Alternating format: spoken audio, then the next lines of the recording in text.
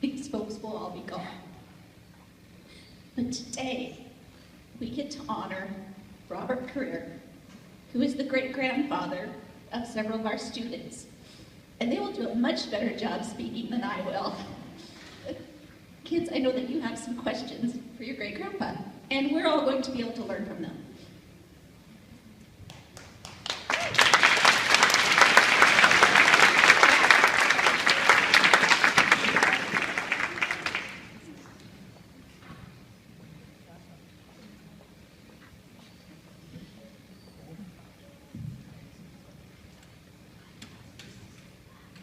Today I have the opportunity to introduce you to a remarkable man. His name is Robert Crerar, and he is my 94-year-old great-grandfather.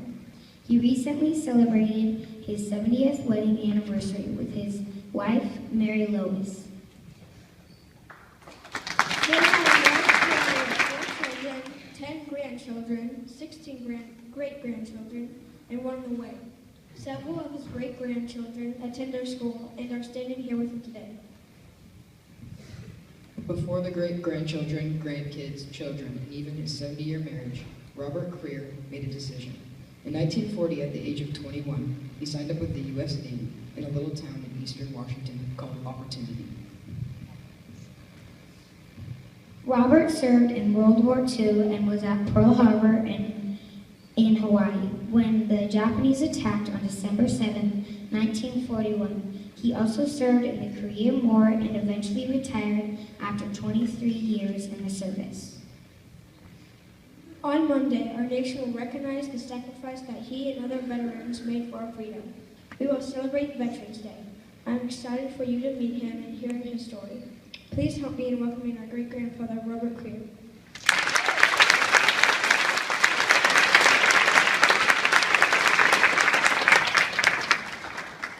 So I'm going to start you out with the first question that we have for you today. What did you do in the Navy, and why did you choose the Navy? Yeah. Oh, that's better, isn't it? First of all, I'd like to thank everyone here for inviting us here this morning. It's wonderful. You know, invariably, and every once in a while, I'm asked to speak to youngsters in Canada and the United States.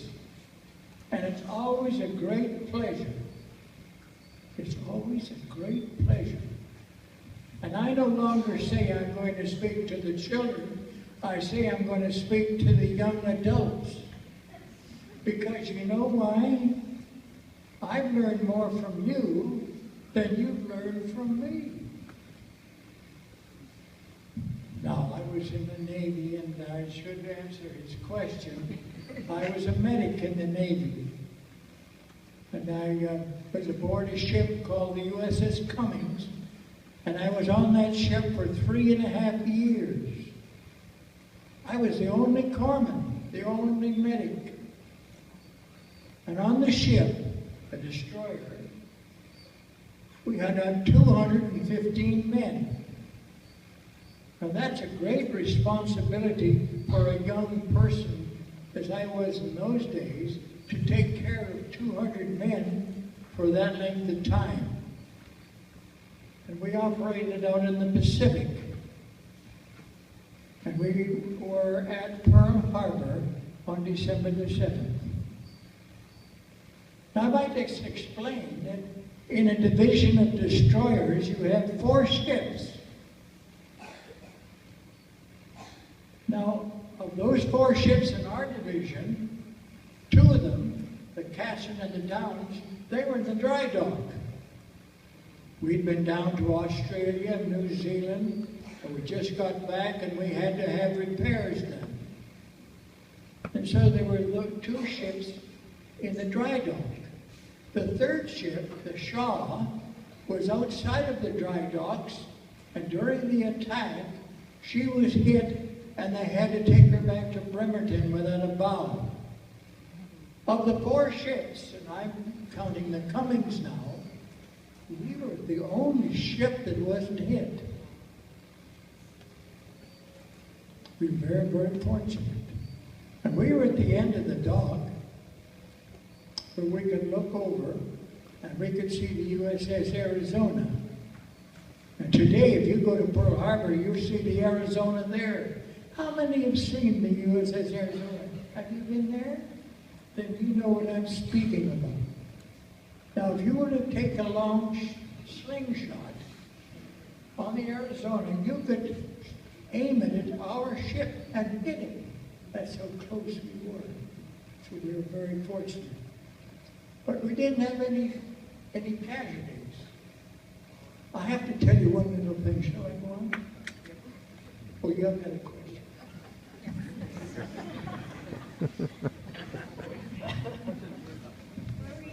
Where were you stationed through the years? Where were you stationed through the years? I was stationed on very many ships. I was in a Crerar, the Coral Sea. I was on a number of ships in the Navy because I spent 23 years in the service.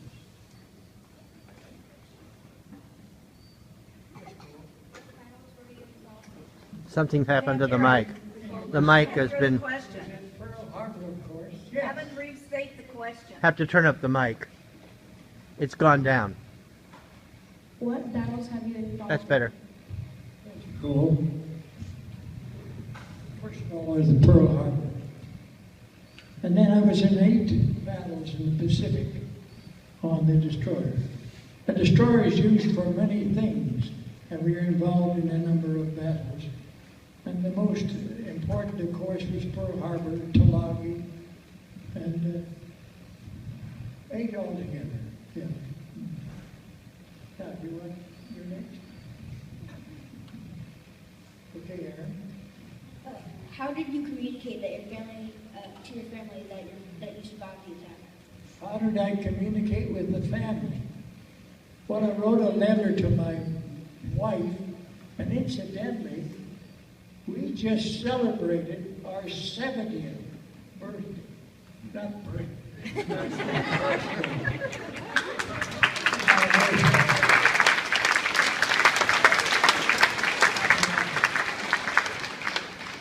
You know, all during the war, I wrote a letter to my wife every day. So if we were at sea for 3 weeks, when we come into port, there would be 3 weeks of letters for Lois and the family. And she wrote to me every day. And what we used to do, we had two maps. And we had the maps marked so that I could send a code to Lois and tell her where we were. You know, back in those days, there was censorship. You couldn't say on board ship, and we were doing this and doing that. You couldn't do that. So I used to write every single day. That's how I used to communicate.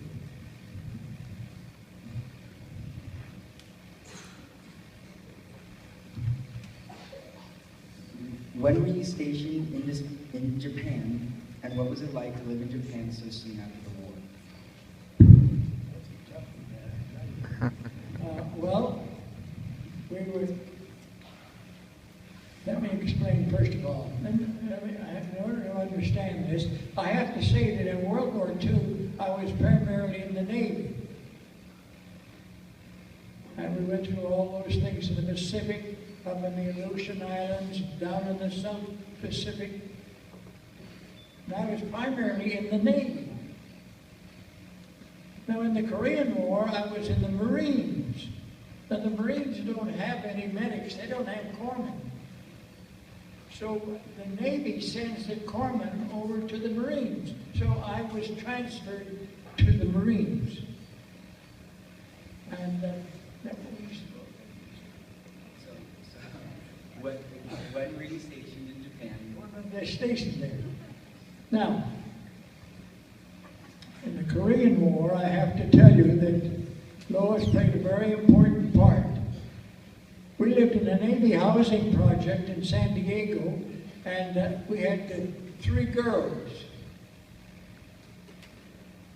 And one night, we went to the movies. We went to a drive-in. We always did that in those days. We went to this drive-in, And when we got back to the house, it was about 11:30 at night. And our Susan was asleep, so I picked her up and I carried her in and we put her in her bed. And then Diane, our other daughter, she took Marilyn. Marilyn's right over here. And she put her in we took care of her. So after a while, Lois and I sat in the kitchen, just the two of us. And Lois says, I've got a sweet roll out in the kitchen. How about if I put on a cup of coffee? Well, that would be fine. So she put on the coffee, and we had the sweet roll. And about 11:45, almost midnight, there was a knock at the door. And I thought, who would be knocking at this time of the night? And I opened the door, and there stood two shore patrol officers. And I just looked so surprising. What can I do for you, gentlemen? He says, we've come with your orders. My orders? I said, come in. So they came in the house, and they said, we have to deliver these to you in person. They're so important. You are to report to the Naval Hospital no longer than midnight. It was 11:45. And the hospital was 17 miles from where we were living. How could I possibly be there by midnight? So I called the hospital. I said, I can't possibly be there by midnight. So they said we'd be there no later than 6 in the morning. Lois and I packed all night. First thing, 6 o'clock in the morning, I went off in a car to go to meet the people that wanted me at the Navy Hospital. And you know, I looked back and I thought, how can I do that? How could I have left Marilyn? And Marilyn had polio when she was a little girl. How could I leave the family, not knowing where I was going and nothing? It was a very, very strange feeling. We got to the morning, I got there at 6 o'clock. We left from San Diego, we flew up to San Francisco, and then later in the day, we took off on a plane. And they weren't the jet planes, they were the old planes. And we find, it was very, every once in a while you hear, or you meet a situation where the plane would drop. Oh boy, it was scary. And we left, and I had no idea where I was going until we arrived the following day in Guam. Guam, way out there where the Goonie birds are. And when we landed, there was another plane there. And they said, now, we have picked up 100 different corners. And if your name starts from A to M, and my name is Crerar, so I know we were talking about me, you stay on this plane. The rest of you men, about another 50 men, you get off this plane and you get onto the other plane at the other end of the field. They're waiting for you. They got onto the plane, and it was no time at all before they were in the air. And they were going to Korea. We ended up going to Japan. And I ended up at the US Navy Hospital in Yokosuka, Japan. And when I got there, I couldn't believe what we saw. There was wounded people everywhere, in the church, in the mess halls, everywhere, because there'd been a big battle. So that's how we were in that church.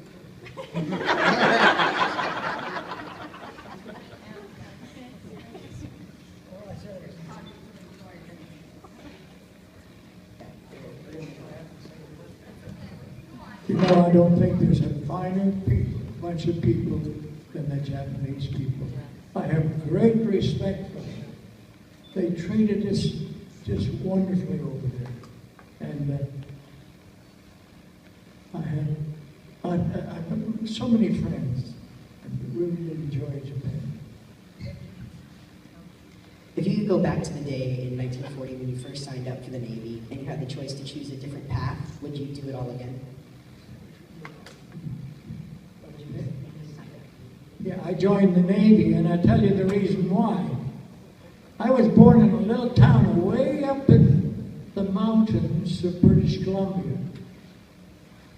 And I had an opportunity to go into the Navy, and they said, if you come into the Navy, we will send you to our medical school. And I thought, oh, that's wonderful.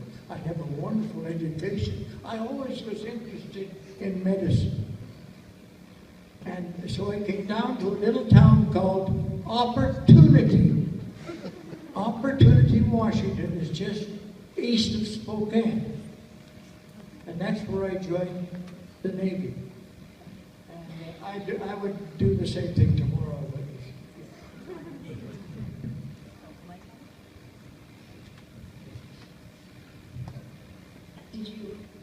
Did you get seasick when you were at sea? Did I get seasick? One time aboard a tanker, an oil tanker carrying a lot of oil to fuel the ships. And we were at the Fairland Islands, just outside of San Francisco. Oh man, did I ever get sick. And there's nothing worse than being sick and having lockjaw at the same time.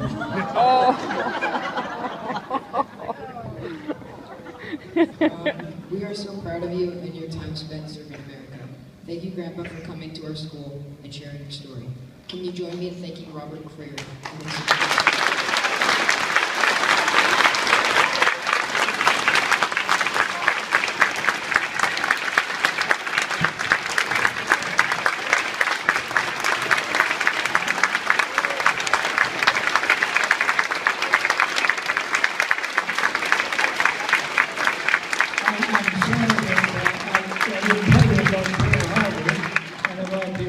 Battles. I didn't do that because you probably heard that before.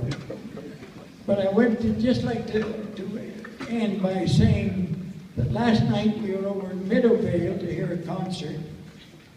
And today we heard all of the choirs and the band.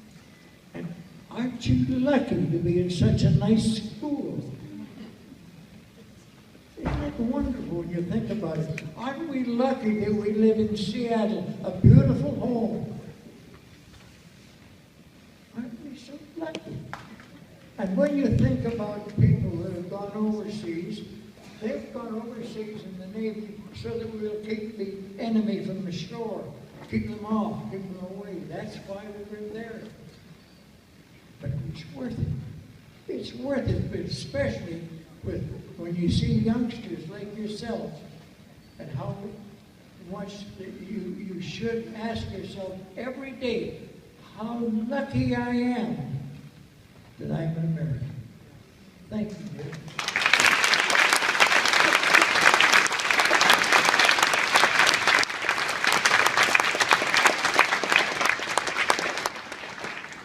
And we are so very lucky to be able to be in the presence of such a great hero and a member of the greatest generation.